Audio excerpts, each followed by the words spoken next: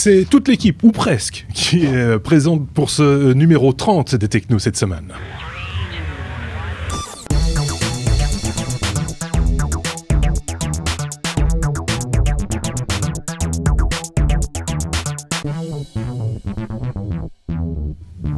Quand je dis toute l'équipe ou presque, il manque juste Adrien. Tous les autres sont là, via Skype. On met tout le monde dans les petites boîtes. D'un côté, on a nos amis d'informaticien.be, Sébastien et Marc. Et puis de l'autre, on a Benoît et David. Bonjour tous les deux. Ça va être un numéro assez dense cette semaine, une fois de plus, parce qu'on a beaucoup d'infos, il y a beaucoup de monde, tout le monde va parler. Et d'abord, vous allez nous parler, puisqu'on va jeter un petit coup d'œil ensemble à votre courrier. Le courrier des lecteurs, c'est notre nouvelle rubrique. Vous le savez, on démarre avec cette rubrique chaque semaine. On va pas la faire très très longue. On va juste remercier qui donc s'appelle-t-elle, c'est Marina, qui est très contente d'un des tests que Sébastien avait fait de la caméra JVC GR-R15. C'est gentil. Nous aussi, on est contents. Bravo. Il y a Tom qui voulait avoir une information complémentaire, c'est-à-dire dans l'image, si vous nous regardez en vidéo, c'est vrai que pour avancer plus vite dans la vidéo, des petits intercalaires, des petits jingles entre chaque séquence auraient été bienvenus. C'est vrai, mais d'un autre côté, avec YouTube, si vous regardez, il y a le timecode avec les minutes et les secondes. Si vous cliquez dessus, vous arrivez directement sur la bonne rubrique. Donc c'est tout facile, c'est tout rapide et c'est même encore mieux que la solution que préconisait Tom. Mais merci quand même et bienvenue pour encore un commentaire dans l'avenir. Une troisième question avait été posée par une remarque avait été faite par Claude Thierry concernant l'USB 3. Marc, toi tu disais que c'était d'une bande passante infinie, c'est ça ou presque? J'avais fourché, ma langue avait fourché, ouais. Effectivement. J'avais dit que le truc s'affranchissait, qu'il était possible avec ce truc de s'affranchir des limites de débit de l'USB 3, qui est totalement un non-sens, bien sûr. Je voulais juste dire le contraire, ouais. Et souligner simplement le fait que certains disques durs plus récents qui fonctionnent sur une norme plus rapide allaient être bridés. Voilà. Mais à coup de pas, j'irai en pénitence dans le désert et tout. Voilà. De 14 coups de fouet pour monsieur. Seulement c'est en baisse. Seulement, oui, c'est en baisse, il y a une inflation. Donc n'hésitez pas à poser vos questions, vous êtes les bienvenus, que ce soit en commentaire sous cette vidéo, sur notre blog lestechno.be ou via Facebook, Twitter ou par informaticien.be puisque vous nous trouvez là également. On commence directement avec la lettre A, c'est notre tradition, vous le savez, notre abécédaire, c'est Apple qui ouvre le feu, on va dire, dans ce numéro 30. Benoît, on va parler d'Apple avec toi et avec une annonce en marge de ce grand salon, le NAB qui a lieu, qui vient de se clôturer à Las Vegas et qui a pour cadre, on va dire, tout ce qui est broadcast, images, vidéos, etc. Et donc c'était l'occasion pour Apple de faire une annonce et de sortir une mise à jour de Final Cut Pro 10. Voilà, mais t'as tout dit. Merci. Alors, à la suivante. Alors, juste un petit mot. Oui. Les améliorations, il y en a toute une série. En fait, Apple maintenant ne fait plus des grosses mises à jour de Final Cut qu'on attend longtemps. Ils font régulièrement des petites mises à jour avec plein de petites améliorations. Ici, ils ont travaillé sur les titres en 3D. Tu sais, tu as de plus en plus ça maintenant dans des émissions de TV. Tu as le titre qui semble être au milieu de l'image et puis là, il bouge avec la caméra. Donc maintenant, ils ont simplifié un petit peu ça. Ils ont amélioré la gestion des couleurs et des masques. Ouais. C'était quelque chose qui était vraiment très bien avant le passage à Final Cut Pro 10 et qui s'était pas mal dégradé sur ce passage-là. Donc ils ont remis le niveau un petit peu meilleur. Et puis bon, sinon des templates, des presets, donc différentes simplifications. C'est sympa. Et puis ce qui est très sympa, c'est que c'est gratuit pour ceux qui ont déjà acheté Final Cut Pro. C'est plutôt pas mal. Moi, j'ai directement fait la mise à jour et j'ai des problèmes. Comme toujours, il faut jamais se précipiter sur une mise à jour. Des fois, c'est un petit peu bancal. En fait, c'est surtout au niveau du son. Si vous faites un rendering, mais uniquement MP3, par exemple, ce que nous faisons pour ce podcast, eh bien, il y a des petits craquements sur la résolution MP3. Donc, un truc qui va sans doute être réglé prochainement. Donc, il y a une petite astuce, c'est de d'abord faire la vidéo et puis après de transformer cette vidéo en MP3 via, compresseur, par exemple, et ça fonctionne plutôt pas mal. Il y a une mise à jour compresseur aussi dans la foulée et Motion également. Je tenais à vous le signaler. On reste chez Benoît pour parler toujours d'Apple, puisque ça se passe dans l'environnement Apple. C'est une annonce Blackmagic Design. Voilà, qui a porté Fusion sur l'environnement Mac, ou qui est en train de porter Fusion. Ouais. Fusion, c'est un logiciel qui permet de fusionner plein de morceaux d'images. Ça fait donc des effets spéciaux. Donc tu sais maintenant, tu vas filmer par exemple avec un drone, tu vas filmer un passage au-dessus de Bruxelles, puis tu vas filmer sur un fond vert des comédiens dans un bateau qui sont en train de ramer. Puis tu vas faire un peu d'images de synthèse pour avoir une impression de mer et compagnie. Tu fusionnes tout ça pour faire Bruxelles sous eau, avec les comédiens qui sont en train de nager, enfin de ramer devant. Et ça, c'est ce que fait Fusion. C'est un produit qui n'est pas nouveau, mais Blackmagic l'a racheté l'an passé et ils ont commencé le portage sur Mac et sur Linux. Donc c'est une bonne nouvelle. C'était déjà sous Windows avant. D'accord. Donc c'est déjà une bonne nouvelle pour les truquistes. C'est un peu professionnel comme application. C'est un peu professionnel, mais le prix est très raisonnable parce que dans la tradition logique de Blackmagic Design, il y a une version gratuite, un petit peu limitée pour les hobbyistes, pour les étudiants, pour les gens qui font des films indie, etc. Et puis il y a la version pro qui est pas hors de prix, de tête c'est un petit millier d'euros. Alors c'est pas hors de prix comparé à ce que ça coûtait avant. D'accord. J'ai vu une main se lever côté... J'ai tellement d'écrans devant moi, je ne sais plus qui dit quoi. Est-ce que quelqu'un a levé la main? Non, on passe à la suite alors. Peut-être avec David, pour parler... justement, il y a une date maintenant, on le sait, la prochaine keynote, et en tout cas la prochaine grande réunion WWDC de Apple, on sait quand ça va se passer. Oui, le 8 juin. Voilà, merci, au revoir. Donc, c'était non. Et pour être un peu plus complet, a priori, on devrait avoir droit au nouvel Apple TV. Puisque l'Apple TV a baissé de prix lors de la dernière keynote et de plus en plus de rumeurs sur Internet annoncent que le produit serait remplacé par un modèle un petit peu plus complet. Et a priori, autre update, c'est toute la gamme iMac qui devrait subir une évolution mineure. D'accord. Voilà. Ouais. C'est plutôt pas mal. Enfin, du coup, plus personne va acheter d'iMac. C'est ça. C'est un petit peu ça l'histoire toujours. Tu voulais nous parler d'un truc, d'une astuce ou d'un correctif? Je ne sais pas comment on le nomme. Non, c'est un truc qui est hyper rigolo pour les gens qui ont. Donc, on a dans le dernier MacBook Retina, il y avait la possibilité de, quand on connecte le câble d'alimentation, d'avoir une notification comme on l'a sous iOS que l'appareil est bien branché. D'accord. Et Apple a eu le bon goût de rajouter ça dans la 10.10.3, donc la dernière version de macOS, pour le MacBook Retina. Et donc, il y a des gens qui ont trouvé la ligne de code qui était nécessaire pour pouvoir l'activer sur tous les MacBooks. Et donc, depuis ce matin, sur mon vieux MacBook Retina, dès que je connecte le chargeur, j'ai droit au petit son iOS. Ça me fait beaucoup rire. C'est une ligne de code qu'on va vous donner parce que il faut pas prendre de risques au niveau de l'écriture, parce que c'est une activité qui se fait dans le terminal. Et pas d'inquiétude, si ça vous saoule, il y a juste un trou qu'il faut remplacer par un false et il y a moyen de désactiver ça, mais je trouvais ça rigolo. Donc si vous voulez avoir un truc énervant... Non, parce qu'au moins on est sûr que c'est bien chargé, voilà, on sait le faire à l'oreille et enfin voilà. Moi je trouvais ça drôle, c'est un esprit de cohérence un petit peu dans la gamme, des produits Apple. Voilà, c'est une petite ligne de code qui aurait pu passer inaperçue et voilà, aujourd'hui je vous en ai parlé. Tadam! Tadam! C'est ça. Tu vas nous parler aussi d'un clavier Apple sans fil et à rétroéclairage. Ça c'est plutôt rare. Ouais. En fait, ceux qui sont fans du clavier sans fil Bluetooth de Apple vont être super contents parce que a priori il n'est plus disponible. En tout cas aux États-Unis ils annoncent un délai de 15 jours et on a vu fuiter sur internet ce matin un nouveau clavier sans fil rétroéclairé et, chose beaucoup plus intéressante que juste le rétroéclairage, même si moi j'adore ça, un bouton power. Ce qui fait qu'on va arrêter de devoir aller derrière l'iMac, chercher comme un imbécile pour trouver le bouton pour allumer sa machine. Ou le Mac Mini. Je trouve ça je trouve ça une bonne idée. La seule chose, ça veut dire qu'a priori, les paramètres du Bluetooth vont être revus puisque le Bluetooth devrait être alimenté en permanence pour pouvoir permettre l'allumage et la coupure de la machine. Voilà, donc voilà. C'est bien de le signaler aussi, ça tient. Ah oui. Je vois nos amis d'informaticien.be, pouf, ils sont vraiment super attentifs. C'est une révolution. Non, moi, là, la chose que je me demande, c'est le clavier wireless. Le jour où ils lui mettront un pavé numérique, ça commencera à m'intéresser. Ah, ça, c'est pas bête, effectivement, parce qu'il n'y a toujours qu'un seul clavier filaire qui a le pavé numérique. Et c'est vrai que c'est quand même, dans beaucoup de cas, c'est une fonctionnalité qu'on est quand même nombreux à utiliser. Benoît n'est pas d'accord, mais moi je peux te dire... Je préfère de loin sans le pavé. Le jour où ils l'ont sorti sans pavé, je me suis dit, enfin, je m'en sers jamais du pavé numérique. Tu t'en sers pas, oui, ça c'est clair. Ça prend de la place. Oui, mais si tu t'en sers. Et alors, mais moi je peux pas vivre sans, moi, c'est pas possible. Donc voilà, enfin, c'est un cas d'école. On va laisser la parole à Benoît. On reste à la lettre A, mais la lettre A pour art.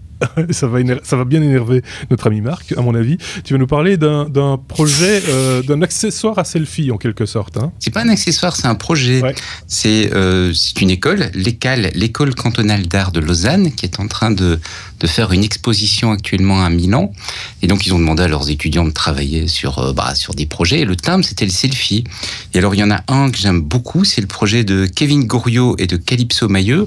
Allez voir sur le site, on va mettre le lien, c'est selfieproject.com. Ils ont fait plein d'accessoires pour faire des selfies. Ouais. Alors c'est en bois, c'est mécanique, et donc t'as le truc mécanique en bois avec au bout l'iPhone, et donc si tu vois la rencontre des deux mondes comme ça, je trouve ça amusant. Une espèce de gâchette pour pousser sur le bouton pour faire la photo. Alors il y en a un qui fait gâchette, ça c'est le plus simple, mais il y en a des beaucoup plus amusants où il profite du mode panorama. Et donc l'iPhone va filmer un panorama, mais en fait ils font bouger l'appareil d'une telle manière qu'en fait ça fait pas vraiment un panorama. Et voilà, ils se sont amusés, ils ont été créatifs. Et puis voilà, moi je trouve ça chouette. C'est des usages intéressants par rapport justement à l'apparition du selfie, par rapport au fait qu'on est de plus en plus à en faire. Ça fait réfléchir. Je trouve ça chouette. Bon, je vais pas passer la parole à Marc parce que sinon on va pas. Je n'ai absolument rien à dire. C'est de l'art, ça ne se discute pas. Oui, c'est exactement. Merci Marc pour cette conclusion. Ouf. On est sauvé. On passe à la lettre B. On est tous d'accord, je pense. B comme par exemple Brousouf. Ou Bitonio.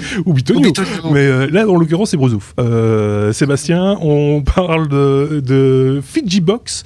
Fiji Box, c'est fini en fait.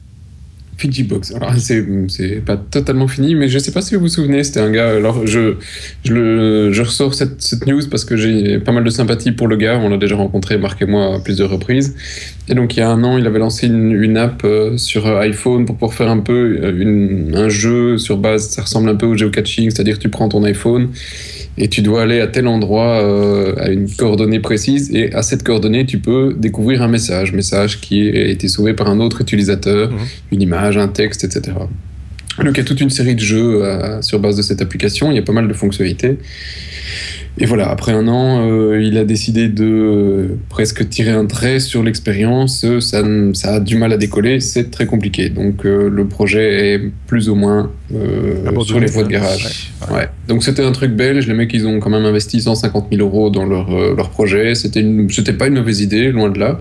Mais voilà, malheureusement, toutes les apps ne tournent pas aussi facilement que ça. Il faut créer leur communauté.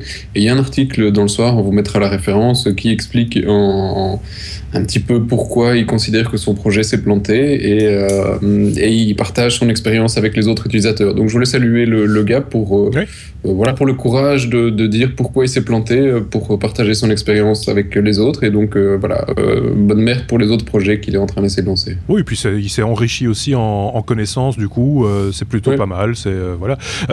Puisque tu parles de ce genre d'applications et d'applications et de jeux aussi, il y a Google qui a lancé un truc, enfin je sais pas si c'est vraiment Google ou une société tierce qui a lancé un jeu assez prenant manifestement. J'ai pas toutes les informations, mais je vais essayer de collecter tout ça pour la semaine prochaine, qui est assez dément, qui fonctionne avec Google Maps, qui vous oblige à vous déplacer, à aller à la rencontre des gens, à faire enfin c'est difficile à expliquer comme ça sur le coup, mais ça a l'air d'être super bien foutu et super compliqué à comprendre. mais ça a l'air d'être vraiment très très sympa. C'est vraiment un truc d'aventure en 3 dimensions qui vous oblige à sortir de chez vous et à vous déplacer et aller à des points de rencontre très définis, à démolir des points de rencontre pour en créer des nouveaux. Enfin voilà, un univers un petit peu particulier. Sébastien, tu voulais dire quelque chose ? Oui, je connaissais le nom du jeu et il me revient plus. Oui, non, c'est que Max joue tout le temps avec ça. Donc voilà. Et Marc a perdu son micro. Oui, c'est ça. Non, il y a 2 jeux. Il y a effectivement un jeu qui était... je reviens plus sur le nom non plus. Voilà, c'est ça, me cherche. C'est celui-là. Ce qu'il vient de sortir, c'est Smarty Pins, non ? Je sais plus. Bref, on va le retrouver. On va le noter et on en reparlera. On s'est posé... On s'est fait une auto-question, on s'est posé une question et on y répondra dans le courrier des auditeurs la semaine prochaine. Mais pour ceux qui aiment ce genre de jeu, il y en a une qui est très ancienne, qui est Geocache, qui existe sur Android, et qui permet de faire du géocaching. Il y a vraiment plein de choses à découvrir, rien qu'en Belgique, et parfois à 200 mètres de chez vous.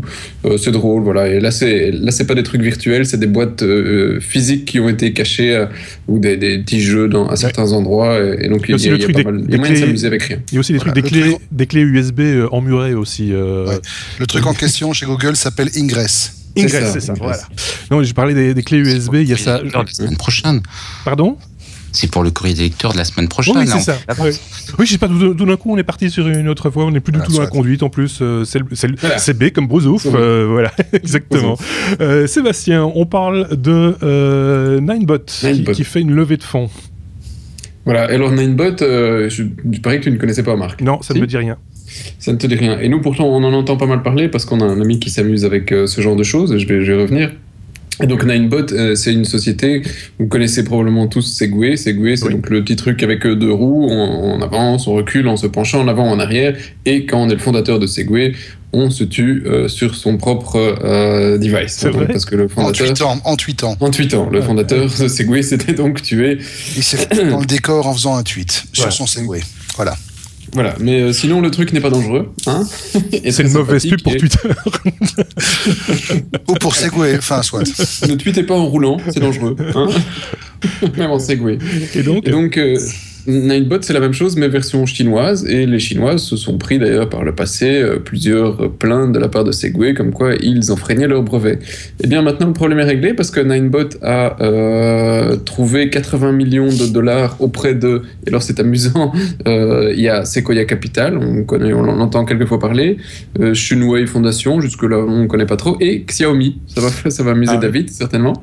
Et donc ils ont trouvé 80 millions de dollars chez ces 3 partenaires, et ils ont racheté Segway. Donc les petits Chinois qui faisaient un clone de Segway ont racheté Segway. Donc ça c'est assez ironique comme truc. Alors si vous avez vu les photos passer pendant que, si vous regardez la vidéo, il y a pas mal de choses à faire, parce que un Segway ça coûte quand même un bonbon encore. Ninebot c'est un peu moins cher, mais quand même. Donc si vous voulez en faire, il y a des trucs qui existent.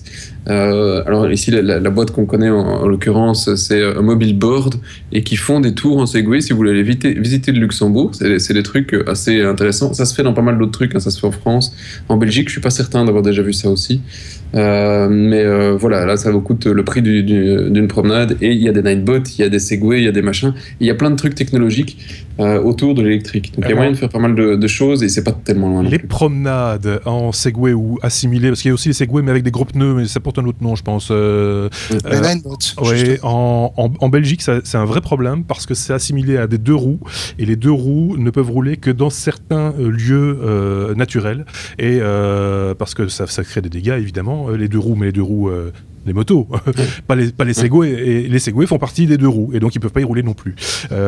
Donc ça peut poser quelques problèmes, enfin j'imagine que c'est en voie de résolution. Au Luxembourg c'est faisable, ça se fait en tout cas dans Luxembourgville et autour, il y a moyen de faire des trucs.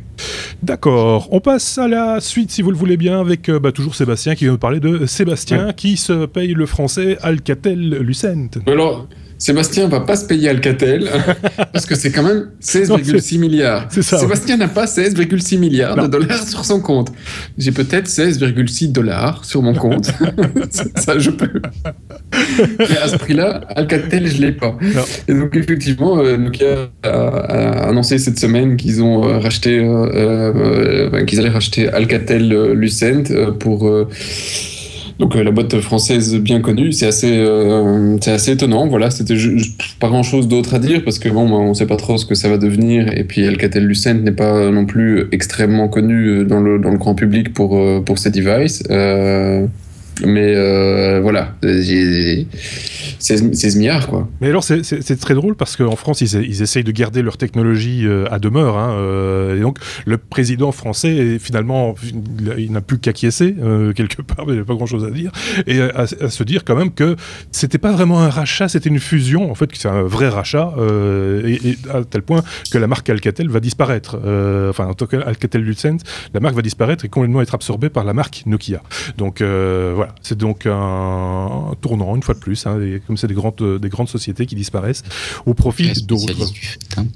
Il y a des spécialistes du fait. Non, mais Nokia, c'est une de leurs spécialités. C'est une boîte qui se réinvente tous tous les 10 ans. Hein. Ils ont fait du papier à une époque avant de faire des téléphones, et puis maintenant ils font des réseaux. Enfin, c'est pas faux. C'est une boîte. C'est vrai que s'ils devraient retourner à leur core business, il faudrait retourner dans les archives à un moment donné, parce que je pense que plus personne ne s'en souvient. J'ai perdu un petit peu le fil. On va parler de quoi? J'ai encore du rachat. du rachat. Ouais. Effectivement, t'as encore du rachat. Décidément, tu fais Yahoo qui va se payer Foursquare. Voilà, c'est de la rumeur avec des pincettes, mais apparemment la rumeur est quand même relativement tenace. Depuis quelques jours, effectivement, et ça a été TechCrunch a été confirmé à quelques endroits. Yahoo est en train d'essayer de se payer Foursquare. Alors Foursquare, si vous vous souvenez pas ou si vous n'utilisez pas, c'est le truc qui permet de dire bonjour, je suis au resto, c'est génial, ou à ce resto-là, c'est génial, je suis rentré, et c'était pas bon, ou c'était bon, ou que c'est, je poste une petite photo et on dégage. En gros, c'est juste pour dire où vous êtes. Mais Foursquare, il y a quelques mois, ils ont décidé de splitter leur app en deux, avec Swarm d'un côté pour tout ce qui était check-in social et Foursquare. L'application, depuis, Foursquare a énormément de mal à suivre. Donc l'application Foursquare continue à tourner plus ou moins bien, en tout cas, quand on est dans le hit parade sur tout ce qui est App Store et compagnie. Par contre, Swarm, voilà, c'est la déconfiture totale. Moi, du coup, j'ai désinstallé les deux, moi, parce que leur politique au départ d'installation de Swarm, c'était au dépens de l'installation de l'application native Foursquare. Du coup, je l'ai désinstallé la première application, j'ai installé la nouvelle, je m'en suis jamais servi, je l'ai désinstallée et je n'ai jamais réinstallé la première. Donc voilà, ceci explique peut-être. Donc ils ont fait un mauvais choix apparemment, ça se paye et alors on parle d'un prix de 900 millions, hein, donc pour une app qui est quand même maintenant assez mal placée. Je sais plus à quelle page ils sont, mais ils sont à la 146e place. Mais voilà, 146e place au niveau social, c'est loin pour on en est un petit peu revenu de la géolocalisation. Je sais pas ce que vous en pensez, parce que l'application existe toujours dans Facebook aussi, et plus personne, enfin en tout cas moi dans mon entourage, je ne vois plus personne utiliser la géolocalisation dans Facebook. Si, toi Marc? Si, je l'ai encore fait hier soir. Ah ben voilà, écoute... Pour frimer où il est, tu vois. Oui, c'est ça. Oh, ça va, je suis vraiment à la maison. Faites un concert de jazz, ça va. Non, mais c'est vrai, et on se géolocalise de moins en moins, donc forcément, ça perd un petit peu de son sel, de son intérêt. Enfin, quoi qu'il... Ouais, de moins en moins ou de plus en plus automatiquement. Donc voilà, oui, alors, pourquoi est-ce que Yahoo va leur faire? Qu'est-ce que Yahoo va en faire? Bon, il n'est pas, pas impossible que Yahoo rachète, rebrand et refasse une seule app, peut-être, pour ceux qui aimaient Foursquare. Mais sinon, c'est peut-être la fin de Foursquare. Par exemple, oui. On passe à la lettre C. Non, il y a encore David d'abord. Et encore David, effectivement. On ne va pas à la lettre C, David. Voilà. On reste à la lettre D comme David. On parle de Pocket qui fait là aussi une levée de fonds. Oui, donc Pocket, c'est getpocket.com, donc c'est une application, juste pour rappeler ce que c'est exactement, qui permet de sauvegarder à peu près tout le contenu disponible sur Internet et de le lire en décalé. Donc, c'était une application qui date de 2007. Elle s'appelait à l'époque Read It Later. Elle se rappelle Pocket maintenant depuis plusieurs années. Et donc, ils viennent de lever 7 millions de dollars maintenant, ce qui porte leur levée de fonds à 14,5 milliards, ce qui n'est pas du tout énorme pour une application... millions, pardon. 14,5 millions. Mais donc voilà, ils viennent de doubler entre guillemets leur financement pour une application qui est quand même vachement utilisé à travers le monde. Et donc, ils promettent plein de choses. Il faut savoir qu'ils viennent de refaire leur web app en responsive pour que ce soit vraiment dans l'air du temps. Mais ils ont encore plein de bonnes nouvelles selon les deux CEO, vraiment pour cette année-ci. Donc voilà, moi j'avais envie de souligner aussi qu'il y a moyen de faire 7 millions. Ça reste des montants importants, mais dans les levées de fonds, c'est pas non plus extraordinaire. Il y a moyen de faire des applications qui sont vraiment utilisées à travers le monde, qui sont gratuites, parce que Pocket dans son utilisation est gratuit. Et pour ceux qui connaissent pas, ça vaut la peine, plutôt que de faire 10 000 rappels dans les différents explorateurs, de commencer à utiliser Pocket, parce que c'est vraiment très très sympa et c'est très facile pour retrouver tout son contenu par après. On va peut-être... Oui, ou alors quelqu'un avait quelque chose à rajouter? J'ai entendu une respiration. Ouais, j'ai un mini truc à rajouter si je peux dans les brousous. J'étais persuadé qu'on allait en parler et je voudrais quand même faire un cocorico. Ah bah oui, pour cette start-up belge Take It Easy, c'est ça? Voilà, Take It Easy qui a quand même fait une levée de fonds cette semaine assez remarquable pour une start-up belge qui a été levée 6 millions de dollars. Donc voilà, voilà, juste congrats aux gars. J'espère que... Alors c'est un projet belge, mais c'est quand même parti sur de l'international maintenant. C'est pour la levée de fonds, c'est pour de l'international. C'est pour l'international, oui, tout à fait. Donc, je sais pas si quelqu'un veut résumer en 2 mots et connaît bien le truc, parce que j'avoue que j'ai jamais utilisé ni leur service, leur truc. Alors, c'est un truc assez sympa dans le sens où c'est un service de réservation de repas à emporter dans des restaurants partenaires, avec comme particularité que ensuite la livraison est assurée par des coursiers à vélo. Voilà. Entre autres choses. Entre autres choses. Voilà. Et alors effectivement, c'est un truc qui me fait râler parce qu'ils ont une chier de bons petits restos, mais pour l'instant ils s'arrêtent toujours, mais tu sais vraiment la limite de là où moi j'habite, et donc moi j'attends, voilà. J'espère maintenant qu'avec leurs 6 millions, ils vont un peu agrandir quand même un petit peu vers le... Et toi tu prendrais pas... vélo électrique. Et tu prendrais pas tes pieds pour faire le restant du chemin, non? Le restant du chemin, oui c'est ça, j'en ai quand même pour quelques kilomètres là. Hein. Ah quand même, donc c'est pas vraiment la limite. Juste déménage. Déménage, ouais. Voilà, Cocorico, il fallait le signaler, bien entendu. Bon, on va passer à la lettre C. C'est comme coup de gueule, et voilà, et c'est qui s'y colle? C'est Marc, évidemment. C'est son genre, les coups de gueule. Un coup de gueule par rapport à cette tendance qu'ont les États, pour l'instant, pas que la France, parce qu'on va parler de la France là, en l'occurrence. Dès qu'il y a un coup de vent, on en profite pour appliquer des lois un petit peu particulières et souvent liberticides. Un peu liberticide, oui. Effectivement, dans la plus grande indifférence générale, parce que je me demande vraiment qui est au courant, en dehors vraiment des geeks et des personnes qui suivent l'info. Hier soir, donc, le ministre de l'Intérieur français, Cazeneuve, je crois, c'est ça, a passé en force une loi qui va imposer aux prestataires de services, au FAI, etc., donc à tous qui travaillent dans le domaine Internet, l'installation de boîtes noires contrôlées par le gouvernement. Alors, en théorie, le truc est censé permettre de lutter contre le terrorisme, le truc est censé ne pas pouvoir permettre l'identification des personnes qui sont surveillées, etc., bien qu'ils ont déjà rajouté un petit addendum à leur déclaration en disant que l'identification serait possible rapidement, le cas échéant. Donc, ils se contredisent, c'est déjà génial. Maintenant, au-delà de ça, ce qui est quand même vachement préoccupant, c'est qu'effectivement, on constate que depuis quelques années, on a toute cette tendance de surveillance et de big brotherisation, si on peut dire, de la société, où on nous impose en fait des systèmes de surveillance, on nous impose un flicage constant, et là où on pouvait encore légitimer la chose en regard des menaces, en regard du contexte, etc., ici, c'est vraiment quelque chose qui est totalement hors de proportion, mais surtout qui est une première au niveau européen. On était surtout coutumier de ce genre de choses aux États-Unis avec toute l'affaire que Snowden avait soulevée avec la NSA. On se doutait bien que de l'autre côté de l'Europe, du côté de chez Vladimir, ça doit pas forcément être la grande joie au niveau liberté d'expression et liberté de consultation sur Internet, mais c'est la première fois qu'ici, dans un de nos pays phares du vieux continent, on assiste à ce genre de choses. Et il y a une chose que j'ai retenue de cette déclaration, parce qu'on a mis la vidéo de la déclaration, même si ça se passe en France, c'est toujours intéressant, allez la voir, c'est quand Bernard Cazeneuve dit, texto, la vie privée n'est pas une liberté. Oui, voilà, ça c'est juste hallucinant. Belle gifle. Et donc, c'est une belle gifle. Et donc, ils ont vraiment fait preuve d'un jusqu'au-boutisme, mais totalement décérébré, parce que ces gens se basent sur des choses tellement, libre d'interprétation, sujette à interprétation, pour imposer un projet de manière tellement violente qu'on se demande si finalement c'est pas un truc qui a été fait pour aller à but personnel, quoi.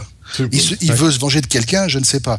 Et voilà, je trouve ça très préoccupant. Ce qu'on peut dire aussi, c'est que, sans parler de grands complots ou autre, le piratage de TV5 la semaine dernière est tombé juste au bon moment pour faire passer ce genre de loi, entre guillemets, et que tout le monde soit d'accord et acquiesce, en se disant, mais c'est vrai, puisque la télévision, même, elle a été piratée, paraît-il.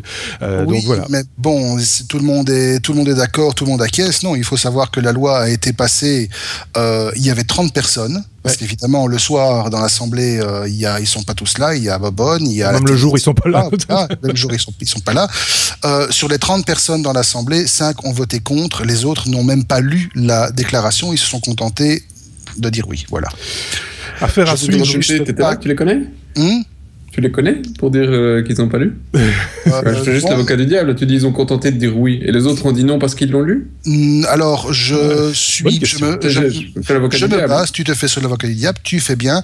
Je me base sur les dires de quelqu'un qui suit cette info-là généralement de manière assez pointue. C'est Corben.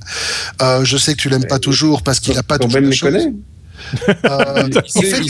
On l'a pas fini, hein. Non, Est-ce qu'on connaît quelqu'un qui connaît Corben? Je sais que lui est du genre à prendre contact personnellement avec les députés. Il est du genre à les casser les pieds et à se renseigner vraiment pour savoir si ces gens sont conscients des lois qu'ils votent. Le type est quand même un peu un activiste aussi, donc j'ai tendance à croire... Pour mettre fin au débat, parce qu'on va pas refaire le monde ici de toute façon, c'est que ça a été voté, en l'occurrence, et qu'il aurait pu y avoir débat, au minimum. Et qu'il n'y a pas eu beaucoup de débats, ça, c'est factuel, on peut pas dire le contraire. Seb, on va passer à toi. Seb, t'es dans la même image que Marc. C'est sur le même sujet. Et je veux pas défendre la loi non, mais je voudrais juste qu'on se rende compte au niveau du public qui nous écoute que effectivement TV5 s'est fait pirater, il y en a d'autres il y a quelques temps, hein. Pour le moment c'est un peu la foire dans tous les sens, hein. On a Rossel chez nous en Belgique, on avait l'Avenir, enfin bref tous les groupes de médias. Mais faut se rendre compte que si vous regardez un petit peu, il y a quelques sites qui vous permettent de suivre les attaques en temps réel DOS et compagnie, donc déni de service, on vous l'a déjà expliqué, hein, donc d'envoyer des milliers de requêtes en même temps sur des serveurs. Si vous regardez un petit peu ce qui se passe pour le moment en Europe, on s'en rend pas compte, mais c'est la guerre. Hein. C'est la guerre en ligne qui est assez monstrueuse. Il y a des boîtes qu'on connaît, il y a des startups en Belgique, il y en a qui se prennent des DOS, il y a de la part de la France, mais de la part de la Turquie, de la part de la Chine. Mais si vous regardez dans les dernières semaines, la France, pour le moment, est une source d'attaque qui est assez importante en Europe, les Pays-Bas aussi, et donc voilà, c'est pas aussi rose, le web n'est pas aussi rose que ce qu'on veut l'entendre, et c'est pour le moment un endroit de jeu de petits comiques qui risque franchement lourd au niveau justice, parce que bon, ces gars termineront d'une manière ou d'une autre derrière les barreaux. Ou en tout cas vertement vilipendé, on va dire, parce que les outils qui permettent de faire du déni de service sont disponibles sur la toile, on dira pas où, mais ils sont disponibles facilement, la mise en œuvre est relativement simple. Après, est-ce qu'ils comprennent ce qu'ils font? Ça, j'en suis beaucoup moins sûr. Ils cliquent sur quelques boutons, on fait tiens, on ne sait plus lire le site d'information du voisin, et ça a fonctionné, et youpi, et on a 12 ans. Et voilà. Malheureusement, ils comprennent pas très bien. Si vous embêtez un peu, allez voir le site d'information français Zataz, donc c'est zataz.com. Le mec est c'est un vieux de la vieille, hein. Son site existe depuis la nuit des temps. Le début, il était là avant Internet, hein, Damien. Et donc il y a toute une série de news sur son site, toujours sur tout ce qui est actualité sécuritaire. Et donc il a démonté un petit peu toutes les dernières attaques. Et effectivement, certains se vantent en disant mais c'est pour prouver que les sites ne sont pas sécurisés. Alors envoyer des DOS sur un site pour prouver qu'il n'est pas sécurisé, c'est juste dire qu'on n'a rien compris au principe. Envoyer un DOS, tu montes à 40 gigas de requêtes que tu envoies sur un serveur. Bon, un DOS, on a tué Amazon il y a quelques années pendant une période de Noël avec un DOS, et on ne sait rien faire. Donc c'est un comportement puéril et stupide, et ça apportera des problèmes à ces personnes. On pourrait aussi parler de la manière dont la presse classique, traditionnelle, généraliste a traité ces informations. Je tiens quand même à signaler que ce n'est pas en faisant une attaque de déni de service sur le site internet d'une société que pour autant, par exemple, les avions vont s'écraser, ou que les rotatives vont s'arrêter de tourner, ou que les émetteurs vont s'arrêter d'émettre. Ça n'est pas vrai. Non, et tout ça, on pouvait le lire sur le post-it affiché derrière nous. Par exemple. Voilà, et il faut arrêter aussi de croire qu'on peut simplement... Enfin bon, soit on va arrêter, parce que il y a des trucs... Parfois, les journalistes sortent des trucs tellement énormes que voilà, mais c'est un problème de bien se faire entourer par des gens qui connaissent, et puis voilà. c'est pas toujours facile de trouver les gens qui savent. Ils sont des fois pas très loin, mais on va parler de Google peut-être, ou on a fini avec le coup de gueule. Oui. Coup de gueule fini, Google. On va parler de Google, Sébastien, qui est un petit peu mal en Europe, qui se fait un petit peu attaquer de tous les côtés, un petit peu tirailler de tous les côtés. C'est ça, oui. Et là, donc je vous rassure, hein, on a fait ABC, maintenant on est AG. On ira plus vite, sinon le podcast c'est 3 heures aujourd'hui.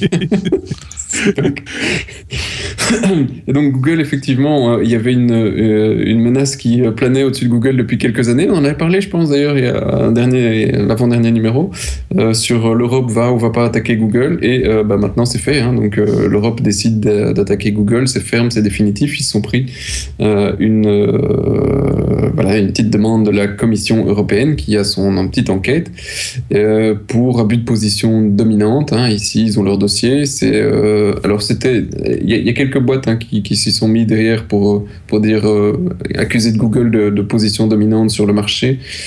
C'était Yelp, TripAdvisor et Expedia entre autres, en disant non, Google a profité d'être le leader au niveau des moteurs de recherche pour dire que il mettait ses résultats sur les comparateurs en premier par rapport à nous. Donc, comparateur de prix, c'est sur la partie shop en fait de Google. Enfin, le principe de mettre en avant les meilleurs prix sur une série de produits qui les avantagent eux en fait. C'est ça. Voilà, c'est ça. Donc Google s'en défend en disant que de toute façon ces boîtes ont eu une bonne croissance. Donc il dit nous, je vois pas en quoi on les a menacés. Ça va pas être évident à gérer pour eux parce que l'Europe a apparemment un assez bon dossier et peut-être une amende qui pourrait s'élever à la coquette somme de 6 milliards de dollars. Donc je ne sais pas d'où ils sortent cette somme, sur quoi ils l'ont décidé, mais c'est les sommes qu'on... L'exercice 2013, paraît-il. Moi j'ai lu quelque part par rapport à l'exercice 2013 ou 2014. Voilà, ils ont fait un calcul savant pour déterminer cette amende qui est assez exorbitante, enfin assez impressionnante. Et on se demande d'où ça sort, effectivement. Oui, c'est pas la première. Hein. Microsoft avait déjà eu ça aussi par le passé. Donc voilà. Et malheureusement pour Google, ce n'est pas la seule enquête pour le moment de la commission, parce que pour celle-là, ils avaient espéré par le passé s'en sortir, mais malheureusement la conciliation n'a pas été avec la commission. Et en même temps, la commission a annoncé qu'elle commençait aussi un boulot similaire sur tout ce qui était Android. Donc malheureusement, là aussi, Google a du souci à se faire, mais probablement pour les prochaines années, parce que le dossier ici, qui est donc en 2015, date de 2010. Donc Google a encore quelques années avant d'avoir une autre amende en Europe. Ouais. Moi j'avais une autre petite information qui concerne aussi Google de manière indirecte, c'est au niveau de YouTube, où la SABAM se lance dans une aventure extraordinaire. C'est qu'ils considèrent que les contenus qui sont mis par les artistes ou par les firmes de disques, par exemple, pour parler musique, sur YouTube, le font délibérément, et donc c'est tout à fait normal, elles ont le droit. Par contre, redistribuer cette vidéo, c'est-à-dire mettre l'embed de la vidéo YouTube sur un autre site, là, c'est pas possible, on peut pas. C'est pas de l'utilisation privée, c'est une utilisation de ce contenu musical, et que donc ils vont réclamer de l'argent aux gens qui font des embeds. C'est exceptionnel. Voilà, c'est exceptionnel. Ils sont vraiment restés coincés à l'âge de pierre. Hein, ceux-là, c'est pas possible. Donc, voilà. C'est effrayant. Chaque fois qu'ils ouvrent la bouche, ils en sortent une, et on se demande s'il va y avoir une limite un jour. Alors, je pense que non. Non, justement, voilà. Sébastien, oui. Une dernière micro sur le Google, effectivement, qui a vraiment beaucoup de soucis à se faire pour le moment en Europe. Ouais. Et donc en France, la loi Macron, je ne sais pas qui est cette brave personne, mais en tout cas, ils ont un amendement qui a été approuvé au Sénat français, c'est du truc franco-français, mais c'est assez exceptionnel, c'est que maintenant, les moteurs de recherche en France vont devoir afficher 3 de leurs concurrents sur leur page d'accueil. C'est ça. Donc on est bien d'accord, définitivement, il y a une série de personnes qui n'ont pas compris comment fonctionnaient les choses sur Internet. On va passer, on va vous laisser reposer un petit peu les informaticiens. On va repasser chez nos amis David et Benoît, et avec David, on va parler de quoi donc, David ? De Quant. De Quant. Oui, rappelle-nous de quoi s'agit-il ? Eh ben, c'est un concurrent de Google qui refait parler de lui parce qu'il vient de refaire toute son interface graphique, donc de la page d'accueil, puisque on est un petit peu habitué à avoir les moteurs de recherche en une seule page. Sauf que voilà, je suis tombé sur la news et je me suis dit tiens, je vais quand même aller voir, et j'ai trouvé ça très très joli et très très efficace. parce que il travaille avec un bandeau latéral, donc un bandeau sur la gauche, où on peut avoir accès directement à tout. Une fois qu'on a tapé simplement notre recherche, à toutes les informations, où on peut prendre des informations uniquement sur des sites web, ou uniquement sur les actualités, ou uniquement sur les réseaux sociaux, ou uniquement sur les images, les vidéos, le shopping. Et le dernier élément, c'est qu'on peut se créer un board, donc on va pouvoir récupérer du contenu et le partager avec les autres. Donc c'est un espèce de moteur de recherche, mais un petit peu social. Et sur la page, quand on n'est pas logué sur son board, on a les tendances du jour. Donc ça fait un espèce de petit journal des demandes qui sont les plus relayées. Donc voilà, aujourd'hui, je vais pas vous mentir, si je prends l'actualité, Calais par exemple, qui a quand même été très très mis en avant aujourd'hui, c'est sur leur page d'actualité, mais ils mettent aussi des petites vidéos un peu plus rigolotes. Ils vont aussi au niveau de tout ce qui est réseaux sociaux nous montrer les grandes tendances de la journée. Est-ce que c'est un peu comme Flipboard Non, pas du tout, pas du tout. Il faut vraiment les visiter parce que c'est un mix. Si, la partie du dessous pourrait ressembler un peu à Flipboard. C'est un mix, au fait, le dessus de Google qu'on connaît, le dessous d'un Flipboard et le côté hyper intelligent que moi je déteste chez Google,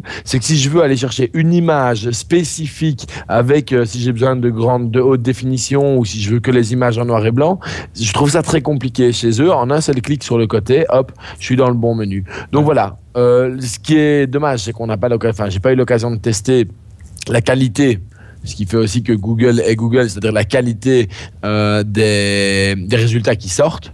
Parce que là, il faudrait faire des études. Mais voilà, moi, je pense il a pris une place dans mes favoris. Et je me demande si je veux même pas me forcer pendant une semaine à l'utiliser comme page de démarrage pour voir si j'accroche ou pas. Donc voilà. Tester. Donc, David, on parle aussi de CyanogenOS qui intégrera directement des applications Android de Microsoft, en fait. Oui, c'est le partenariat au niveau du télécom cette semaine, après Nokia et Alcatel. C'est l'annonce par Cyanogen de Cyanogen OS 12, puisqu'il est sorti officiellement, et de 2, de ce partenariat qui permet à Cyanogen de profiter un petit peu de la réputation de Microsoft en tant que grosse société, puisque Cyanogen, c'est jamais au départ qu'un groupe de développeurs, c'est pas beaucoup plus que ça. Et pour Microsoft de se payer une espèce de cool attitude monumentale, parce que justement Cyanogen, c'est un petit peu Android underground, super bien conçu, super efficace et tout. Donc voilà, c'est un partenariat vraiment win-win. Il faut savoir que Microsoft va quand même développer redévelopper ses applications spécifiquement pour Cyanogen. Donc ils vont pas rester sur la version de base d'Android et juste les pousser sur par exemple un OnePlus One qui est fourni en Belgique avec Cyanogen. Non, ça va être vraiment intégré dans l'OS en tant que tel pour offrir plus de possibilités. Et donc les deux équipes de développement, celle de Microsoft et celle de Cyanogen, vont collaborer pour réussir cette intégration. Donc voilà, c'est un peu... c'est Goliath qui va à la rencontre de David. Je trouve ça extraordinaire parce que c'est vraiment deux mondes mais complètement opposés au départ. Et pourquoi pas, ça peut donner un bon résultat. On en parlait depuis quelques temps de dire que Microsoft redevenait un petit peu cool. Voilà, c'est un signe de plus qu'ils continuent dans leur cool attitude. Juste une petite parenthèse, parce que tu parlais de Cyanogen. Le fait que l'installation de Cyanogen 12 sur un OnePlus One n'est pas si facile qu'on l'avait imaginé, manifestement. C'est un petit peu tordu quand même. Enfin, c'est pas la méthode la plus simple. Non. En Europe, elle n'est pas encore. Enfin, moi, elle n'est pas encore disponible. Voilà, elle n'est pas disponible. Elle ne sera pas aisée à installer. Pour Cyanogen, a priori, ils annoncent que c'est pas si difficile que ça. Pour OxygenOS, qui est la réinstallation de leur propre OS OnePlus, ça a l'air franchement très très compliqué même. Mais Cyanogen aussi, il y a une installation à la racine, machin, etc. Donc ça se fait pas aussi facile. Donc ça. Enfin, bref, on en reparlera. On va changer complètement de sujet, complètement d'univers, avec Benoît pour parler des annonces qui ont été faites au NAB Show. Alors, il faudrait juste, Benoît, rappeler ce que c'est le NAB, parce que c'est un contexte particulier. Le NAB, c'est simplement l'association des TV radio américaines. Et donc, ça en fait, comme ils font tous les ans, un grand show. Ça fait l'occasion pour tout le monde de venir présenter, tout le monde qui vend à ces publics-là, évidemment, de venir présenter les nouveaux produits. On en avait parlé la semaine dernière, on avait parlé du nouveau Canon, qui est peut-être la grosse annonce pour les produits grand public. Il y a eu des annonces de caméras professionnelles, mais qui sont à 15, 20, 35 000 euros, qui sont encore plus intéressantes quelque part. Mais bon, ça ne nous concerne pas, ou alors il faudra avoir gagné l'auto d'abord. Donc il y a eu le Canon qui était une grosse annonce. Il y a eu d'autres annonces de matériel, et notamment Blackmagic Design, qui a une idée originale. Ils ont pris la caméra qu'ils avaient sortie il y a 2 ans, je pense, la Pocket Cinema Camera. Et ça, c'était une caméra de cinéma, c'est-à-dire une caméra sur laquelle on va pouvoir changer les optiques pour être créatif, une caméra avec une colorimétrie, avec un rendu d'image qui est de type cinéma, donc des images plus belles, je veux dire, que la vidéo, parce que notamment, on va avoir une meilleure gestion des hautes lumières, quand il y a du soleil dans l'image, etc. Ça va donner mieux. Et ils avaient sorti ça dans un petit boîtier, genre un petit boîtier d'appareil photo, donc ça faisait une petite caméra. Et puis tout le monde regardait ça et disait, mais c'est chouette, je vais pouvoir la mettre sur un drone et j'ai une bonne qualité d'image, je vais pouvoir la planquer dans un coin, j'ai une bonne qualité d'image. Et donc ce qu'ils ont fait, c'est qu'ils ont pris la même idée et ils l'ont mis dans un boîtier qui est vraiment adapté à ça. C'est-à-dire, en gros, beaucoup plus petit, plus d'écran. Et on peut, du coup, plus léger aussi. On peut, du coup, le coller sous un drone. On peut en faire une caméra d'action. On peut le monter sur son vélo. Et puis, hop, on peut se filmer comme ça en train d'aller au boulot le matin. Enfin, voilà. Alors, par rapport au côté action, évidemment, ils promettent un peu plus de créativité, puisqu'on va pouvoir changer les objectifs. Ce qui n'est pas le cas avec une GoPro, c'est un peu la GoPro Pro, quoi. Ouais. La Pro, les GoPro. Ça, ouais. Et alors, une qualité d'image qui est meilleure aussi, comme je disais tout à l'heure, parce qu'un problème avec quand on filme comme ça de façon assez ouverte, c'est que forcément, on va avoir des moments où il va y avoir beaucoup de lumière, et donc là, on va pas avoir des grands écarts entre la lumière et l'ombre. C'est quelque chose que la caméra gère bien. Et ce qu'ils ont fait pour cette version par rapport à la Pocket qui était sortie avant, ils ont mis un global shutter, c'est-à-dire les images qui bougent vite vont rester vraiment très belles. Parce qu'avant, les images qui bougent vite, elles avaient tendance à voir des murs ou autres qui étaient un petit peu inclinés, ce qui n'était pas très très joli. Et là maintenant, c'est cohérent avec le positionnement de la caméra. Ils ont géré ça. Alors, ils ont fait un truc qui est vraiment malin, c'est qu'ils ont mis sur cette caméra un maximum d'ouverture. Et ça, c'est en ça que moi j'aime bien Blackmagic par rapport aux Japonais, rien contre les Japonais en soi, mais c'est des produits qui sont très segmentés, qui sont, voilà, ça c'est l'appareil pour telle personne, c'est l'appareil pour telle personne et on les mélange pas. Chez Blackmagic, ils sortent un produit, puis c'est un peu le Kickstarter, quoi. On invente des trucs nouveaux, on met des gammes de produits qui peut-être vont attaquer une autre gamme, mais c'est pas grave, ce sera amusant. Et ce qu'ils ont fait ici, c'est qu'ils ont mis un grand port d'extension. Et donc, tu vas pouvoir brancher, notamment sur ton drone, le pilote. Le drone va être capable de piloter la caméra. Quand tu la plantes dans un coin, tu vas pouvoir l'alimenter. Enfin, il y a un port d'expansion et puis on peut souder soi-même les câbles dont on a besoin pour venir étendre de la caméra. C'est par là que se fait l'alimentation si on la branche sur le secteur, par exemple, via un transformateur. C'est par là, tu le disais, où il y a du remote control via... En fait, ce qu'il faut comprendre, c'est que ces caméras se parlent aussi via le port SDI. Des informations qui remontent. Non, j'explique. Les informations remontent via le port SDI et c'est à l'intérieur du boîtier que se fait la transformation et passe par le port dont tu parlais en l'occurrence. Par exemple, avec le mélangeur que j'ai ici en face de moi, je pourrais piloter une de ces caméras et aussi piloter, par exemple, une fonction pan tilt pour diriger cette caméra. Tout ça se fait via le port SDI, enfin la télécommande se fait via le port HD SDI. Sauf que tu confonds 2 caméras. Tu confonds la micro-cinéma caméra dont je viens de parler, qui, elle, a un enregistreur intégré. Donc, elle enregistre sur carte SD et elle n'a pas de sortie SDI. C'est juste. Et la version qui s'adresse aux télévisions, c'est celle dont tu parlais à l'instant, la micro-studio caméra, studio et pas cinéma, qui, elle, va filmer en 4K, qui a un port SDI et qui peut être contrôlé à distance. Et là, il vise... On est sur le même format, en fait. Mais on va viser un autre public. Il n'y a pas le global shutter, donc on va pas être adapté nécessairement pour faire des images de mouvement, etc. Mais par contre, ça va être sur une scène, on met 4-5 caméras, dans de la télé-réalité, pour une émission de cuisine, pour de l'enseignement, donc dans une entreprise, on veut filmer des gestes, un peu techniques. Dans le médical aussi. 4-5 caméras autour, et puis hop, on a comme ça une belle couverture du plateau. Vu le prix, on peut en mettre une chier. Hein. Enfin, je veux dire, on peut en mettre un paquet. Après, il faut qu'il y ait le mélangeur qui puisse les accepter. Mais parce qu'on est sur des tarifs. Alors, la Cinema Camera, donc celle qui enregistre toute seule et qui est en Full HD, elle est à 985 €. La Studio Camera, celle qui n'est pas capable d'enregistrer et qu'on branche sur un mélangeur, elle est à 1289. D'accord. Donc c'est pas maintenant que je vais m'en acheter. Tu vas pas t'en acheter une série maintenant. Ils ont aussi sorti un écran, puisqu'il n'y a pas d'écran sur les caméras, qui est le Video Assist et qui lui est à 465 €. Oui, et qui enregistre par contre. Qui enregistre aussi. Qui est capable d'enregistrer sur carte SD. Tout ça est très complémentaire, tout ça est toujours très très bien pensé chez Blackmagic, et tout ça est très universel, puisque la micro studio caméra, on peut vraiment l'utiliser, mais dans tous les cas de figure, on peut l'analyser ça dans tous les sens, elle peut être utilisée dans tous les cas de figure possibles et imaginables, que ce soit des plus petits projets jusqu'aux plus grands. C'est assez impressionnant. On regarde la nuit, Marc, il va regarder des caméras. On parle aussi de calibrage, de panneaux d'éclairage.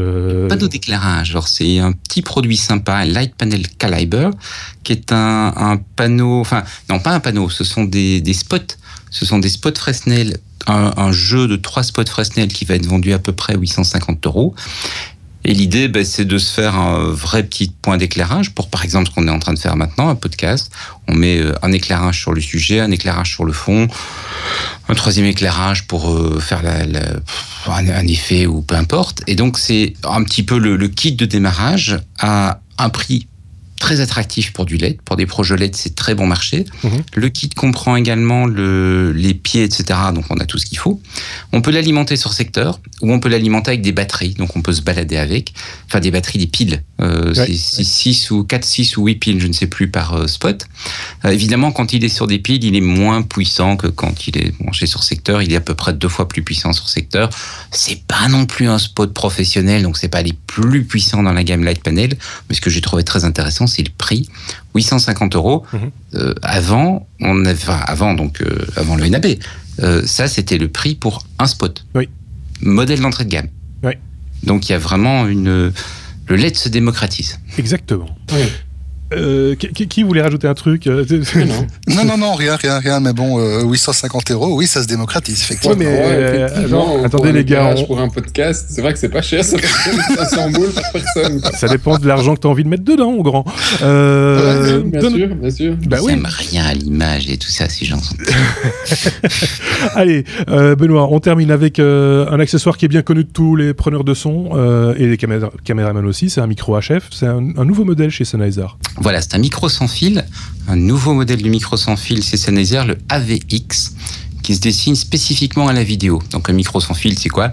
C'est un micro, sauf qu'au lieu d'avoir à le relier à la caméra par un petit câble, on le relie pas en fait à la caméra, on met un petit récepteur radio sur la caméra et on a le micro qui soit intègre un émetteur, soit on a un petit émetteur qu'on porte à la ceinture, pour un micro lavalier par exemple.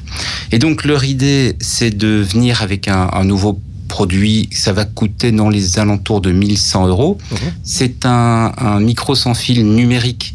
Donc le son a été traduit en numérique, ce qui garantit d'après eux une meilleure qualité de son, etc. Plein d'avantages. Ça permet aussi qu'il soit full automatique.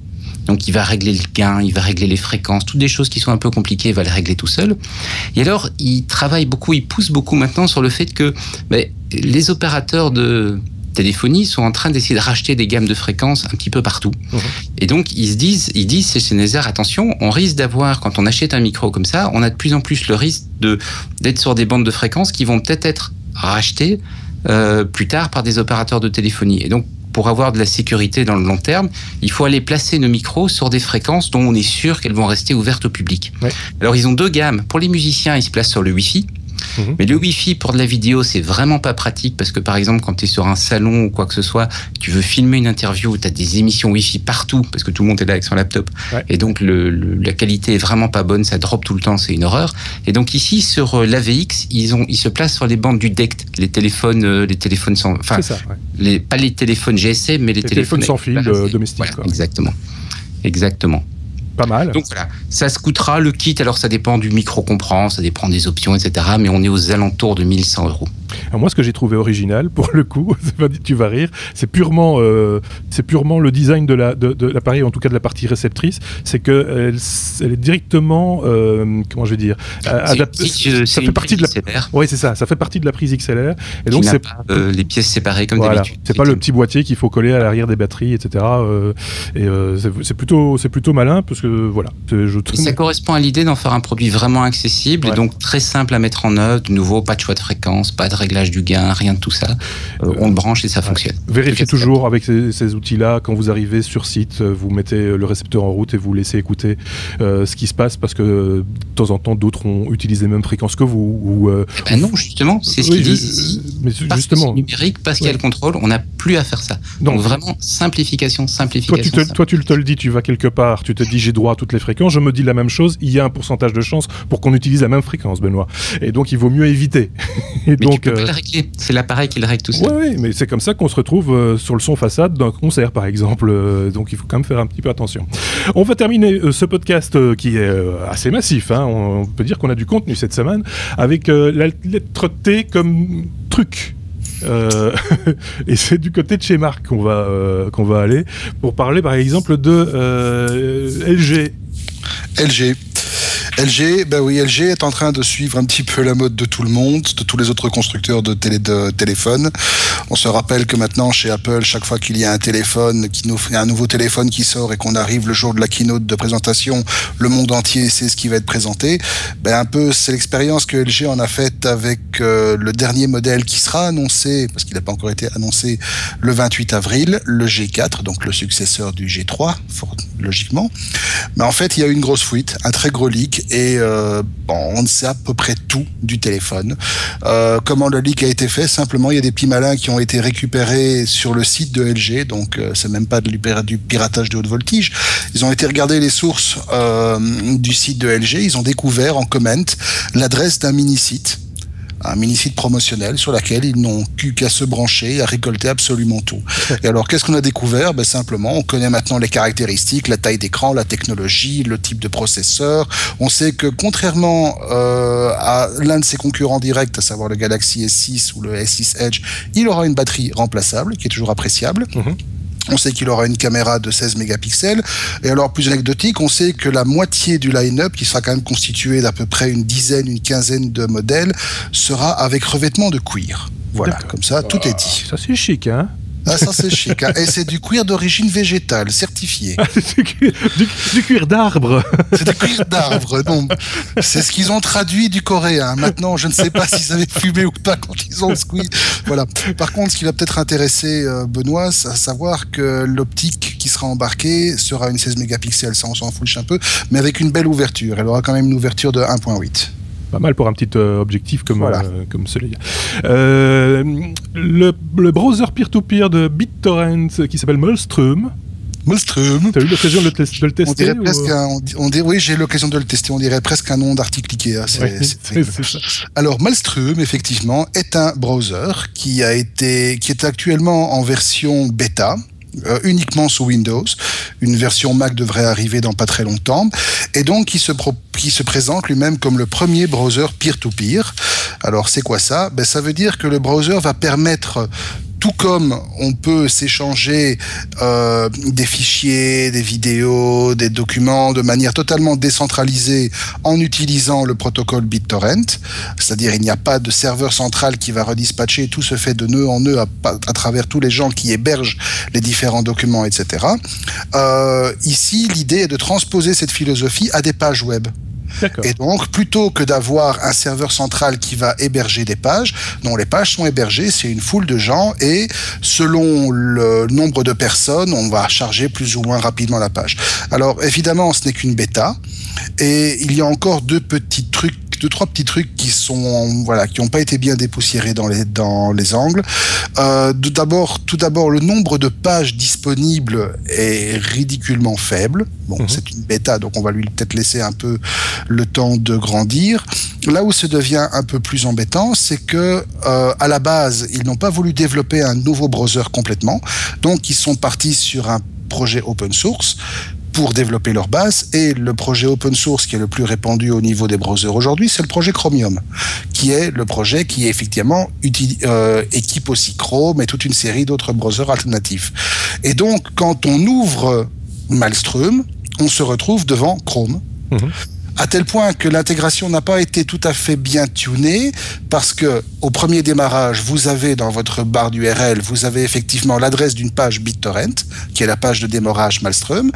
Si vous fermez Maelstrom et que vous relancez Maelstrom, vous vous retrouvez devant la page d'accueil de Chrome. D'accord. De Google, et donc bonne chance pour essayer de récupérer votre page BitTorrent. Alors, le projet est le projet est un beau projet, dans le sens où ça pourrait quand même permettre d'offrir des alternatives, notamment on pense à tous les pays où il y a une certaine répression de l'information, une répression de l'accès à cette information. Ça permettrait justement d'enlever le poids des gouvernements qui suppriment et qui vont tripatouiller pour que les citoyens n'aient pas accès à certaines catégories ou classes d'actualité ou d'information. Il faudra attendre un petit peu que la chose se stabilise. Pour l'instant, c'est encore du très très gros prototype. Ça a le mérite d'exister, dirons. Ouais, c'est ça. Autre prototype, c'est une découverte, c'est cette batterie en aluminium graphite-ion qui serait la batterie du futur, la batterie ultime qui se charge en 1 minute, le truc de malade, quoi. Le truc de malade, effectivement. Et alors, comme d'habitude, pour toutes les grandes découvertes, c'est une découverte par hasard. Ouais. Et en fait, les chercheurs qui sont à l'origine de cette découverte, qui sont des universitaires de Stanford, ont trouvé qu'en couplant dans une batterie aluminium-ion l'aluminium au graphite, alors non seulement ils vont développer des batteries endurantes, c'est-à-dire qu'ils vont durer beaucoup plus longtemps. Ils vont faire des batteries qui sont rechargeables beaucoup plus rapidement. On parle quand même d'une recharge complète en quelques minutes, qui seront capables de subir plusieurs milliers de cycles de charge et décharge avant d'arriver à terme. Ça, c'est peut-être quelque chose qui va vraiment nous aider, parce qu'aujourd'hui, on sait que les batteries sont quelque part frappées de cette fameuse obsolescence programmée, et qu'une batterie, voilà, c'est généralement ce qui lâche le plus rapidement, surtout dans un téléphone où elle est enfermée dedans, on ne sait pas changer. Ouais. C'est un truc qui nous casse un peu les pieds. Et alors, là où ça devient intéressant, c'est que ce genre de batterie va permettre d'offrir une plus grande sécurité à l'utilisation. On se rappelle des battery gates qu'il y a eu avec Sony et Acer il y a quelques années, où des batteries ont spontanément pris feu parce qu'elles étaient instables. Ce genre de problème ne devrait plus se poser. Alors aujourd'hui, les tensions délivrées par ce genre de batterie se limitent à 2 volts. C'est pas nécessaire pour une commercialisation grand public, mais les universitaires pensent arriver rapidement à des tensions de 5 à 10 volts. Oui. Et donc là, on commencerait à avoir quelque chose de utilisable. Et alors, dernière petite cerise sur le gâteau, la technologie utilisée pour développer ces batteries permettrait également de les rendre moins chères. Ah oui, du coup, oui. Voilà, c'est tout bénef. Sébastien. Oui, j'ai une mini truc là-dessus parce que j'avais lu la même actu que Marc mais ailleurs. Il y a quand même encore 2-3 petits problèmes. D'abord, c'est génial, c'est qu'on enlève tous les lithium, machin, ion, compagnie. Sur l'alu, c'est quand même assez facile. Par contre, on a un petit problème, c'est la taille. Question encombrement, apparemment, pour pouvoir stocker suffisamment la même chose, on est quand même encore sur des batteries qui sont beaucoup plus grosses que ce qu'on a maintenant dans nos téléphones, et ça ne m'arrangerait pas d'avoir un téléphone d'un demi-kilo pour pouvoir avoir la même chose. Ou de 400 mètres carrés. Voilà. Donc là, on est... un rouleau, ce serait un peu idiot. Mais ceci dit, c'est prometteur, c'est vrai. C'est prometteur, et le coup de pouce qui permettrait d'accélérer le développement et l'industrialisation pourrait venir, encore une fois, du secteur automobile. Bah oui. Qui est prêt à faire son shift vers le tout électrique. Effectivement. On va terminer avec qui allons-nous terminer ? On va terminer avec Benoît, j'ai envie. J'ai envie de terminer avec Benoît pour parler d'un appareil et d'une marque que moi j'apprécie particulièrement, je l'avais déjà eu l'occasion de le dire. C'est Zoom qui a présenté tout à fait récemment, puisque c'est aussi un petit peu la fête de la musique en ce moment, hein, on peut le dire, qui a présenté un prototype d'un enregistreur 8 pistes. Voilà, je savais que c'était pas pour moi, c'était pour la marque Zoom.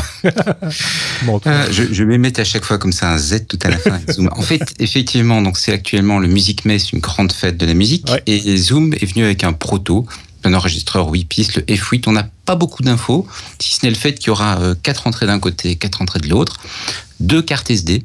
Donc on ne sait pas encore très bien s'il va enregistrer tout sur une seule carte ou s'il va utiliser les deux. Tout ça, ça reste un petit peu à voir. Évidemment, on n'a pas de prix. Et ils ont profité, tant qu'on est sur Zoom, de la Music Maze pour sortir une des premières cartes audio USB 3. Et ça va devenir intéressant avec le MacBook, avec son petit port USB 3. Donc une carte qui est alimentée par l'appareil. Carte, on appelle ça des cartes, mais en fait c'est des petits boîtiers à côté de l'appareil et qui vont avoir des entrées son. Et là, elle sera à moins de 300 €, ce qui est un prix très raisonnable. Ce qui est un prix raisonnable, mais c'est pas non plus de l'inédit ni par la fonctionnalité. C'est USB 3. Oui, c'est USB 3, mais c'est pas tout à fait nouveau dans le sens où, et là, aussi bien avec le proto dont tu nous as parlé d'enregistreur WePis, qu'avec cette carte, on voit que Zoom va de plus en plus sur les terres de Tascam, qu'il y a des appareils exactement dans la même gamme et presque au même design. Donc là, on sent tout d'un coup un rapprochement. Je trouve ça moins étonnant de leur part. Je veux dire, enfin, étonnant de leur part parce que ils sont pas habitués à faire des produits que les autres font. Et là, c'est tout à fait. Enfin, ils rentrent en concurrence frontale avec d'autres fabricants de ce type d'appareil. Mais on ne demande qu'à voir. Il n'y a aucun souci. Quelqu'un avait quelque chose à rajouter pour sa défense? Je regarde du côté de Sébastien, de Marc. Non. Sébastien, il a toujours un truc à rajouter, mais il n'ose pas. Je vois pas faire un podcast de 3 heures. Non, mais ça va. On est dans les temps encore. Merci Benoît, merci à David. On se retrouve bien entendu la semaine prochaine. On essaiera de faire un tout petit peu plus court. N'hésitez pas à poser vos questions, comme j'ai l'habitude de dire, avec les questions, les commentaires en dessous de cette vidéo ou dans notre page web lestechno.be ou sur informaticien.be. Passez une bonne semaine. À très bientôt. Au revoir.